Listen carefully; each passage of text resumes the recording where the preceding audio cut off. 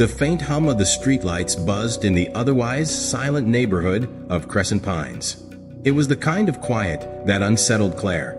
She had always hated how the town seemed to fall into an unnatural stillness after sundown, as if the trees themselves held their breath. Tonight, that silence felt heavier than ever. It was well past midnight, and Claire was returning home from her night shift at the diner. The damp November air clung to her skin, and a dense fog had rolled in, muffling the world around her. As she walked the lonely stretch of Maple Lane, she couldn't shake the sensation of being watched. She quickened her pace, her boots clicking on the wet pavement, the sound echoing too loudly in the void. Her phone vibrated in her pocket. She fumbled to pull it out, her fingers numb from the cold. It was a text from her best friend, Rachel. "Did you make it home yet? This fog is creepy." Claire smiled faintly. Rachel always worried too much. "Not yet. Almost there.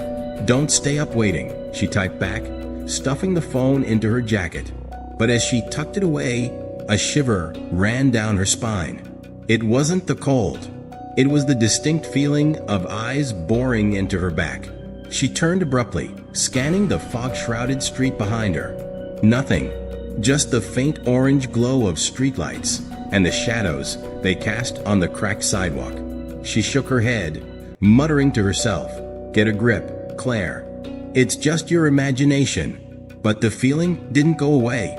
She reached her apartment building, the looming gray structure standing like a monolith against the foggy night. The elevator was out of order again, so she trudged up the stairs to her third-floor unit. Her keys jingled in the silence as she unlocked the door and stepped inside. Locking the door behind her, Claire leaned against it and let out a shaky breath. Her small apartment was dark, but the familiarity of the space brought a measure of comfort. She tossed her keys on the kitchen counter and shrugged off her jacket, heading to the bathroom to wash up.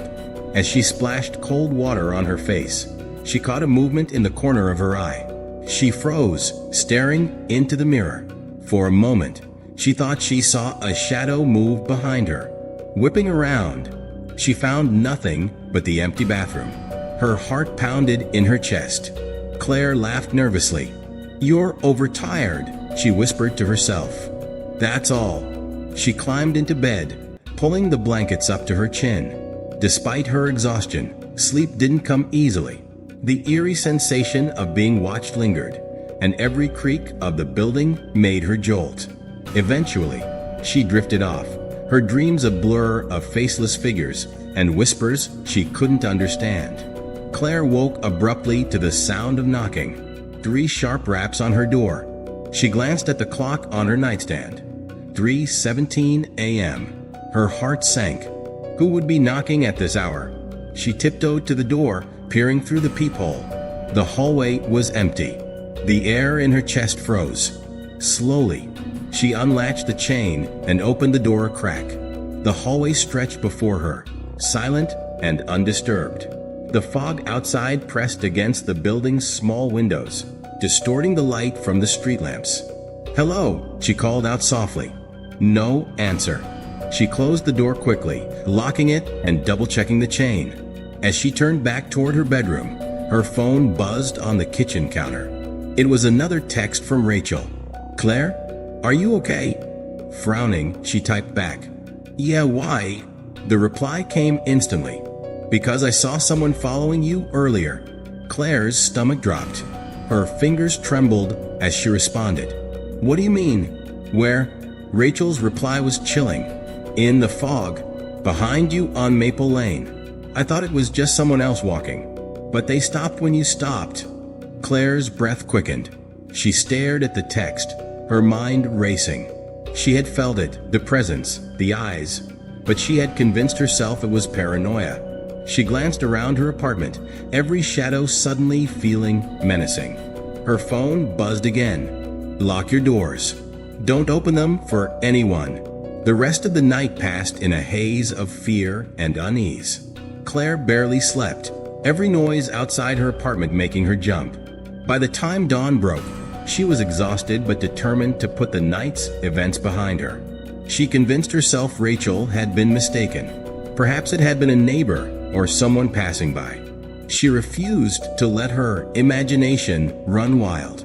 But as the days passed, strange occurrences began to pile up. Claire's belongings seemed to move when she wasn't looking. A mug she had left on the counter would be on the table. Her favorite book, always on the nightstand, appeared on the couch. At first, she chalked it up to forgetfulness. But soon, the changes became too deliberate to ignore. And then there were the knocks. Always at 3:17 a.m. Always 3 sharp raps. No one was ever there. Claire's once cozy apartment became a prison of dread. She confided in Rachel, who suggested she stay over, but Claire refused. She didn't want to burden her friend, and a part of her felt she needed to confront whatever was happening on her own. One night, as she sat on the couch with a glass of wine, trying to distract herself with a movie, her phone buzzed. It was a picture message from an unknown number. Her blood ran cold as she opened it. The photo was of her sitting on the couch at that very moment. Claire's breath hitched. She looked around wildly, her heart hammering in her chest.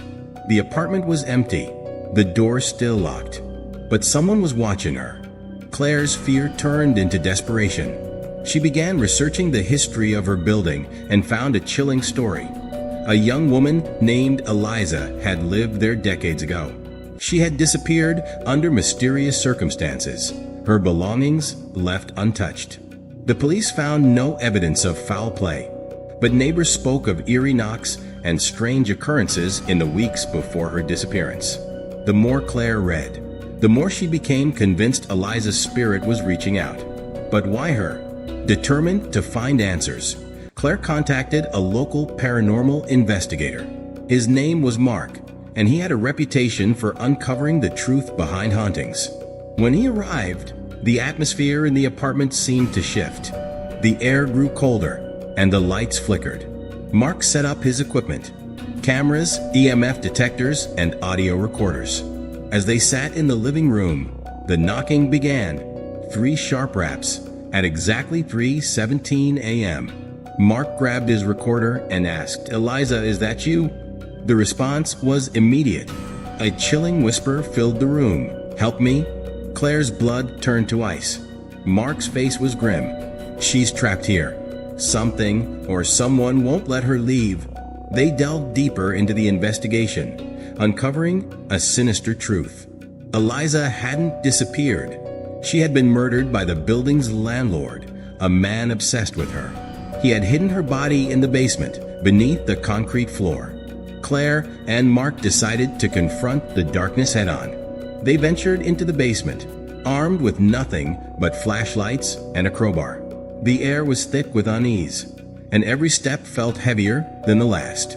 In the far corner of the basement, beneath an old rug, they found it, a section of the floor that didn't match the rest. Mark began chipping away at the concrete. As he did, the temperature plummeted, and a guttural growl echoed through the basement. Claire felt a presence behind her and turned to see a shadowy figure looming. It wasn't Eliza. It was him, the landlord, his twisted spirit protecting his dark secret. Summoning her courage, Claire shouted, "You can't keep her here." The figure lunged, but Mark broke through the concrete, revealing skeletal remains.